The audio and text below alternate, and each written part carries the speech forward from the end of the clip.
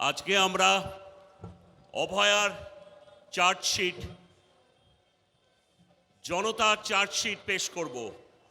কাদের দায়, জনতার বিচারে কারা অভিযুক্ত? অভয়া ধর্ষণ ও হত্যাকাণ্ডের পর এখনো পর্যন্ত প্রধান অভিযুক্ত সঞ্জয় রায়, কিন্তু সেই হত্যাকাণ্ডের জন্যে প্রয়োজনীয় পরিবেশ রচনার দায় তার একার নয়। সে একাই হত্যাকারী না আড়ালের কোনো সঙ্গী ছিল তা এখনো স্পষ্ট হয়নি। কিন্তু সে যে প্রাতিষ্ঠানিক সহযোগিতা পেয়েছে তাতে কোনো সন্দেহ নেই। ডিউটি না থাকা একজন সিভিক পুলিশ কিভাবে কোনো বাধা ছাড়াই মধ্যরাতে হাসপাতালে সর্বত্র ঘুরে বেড়াতে পারে?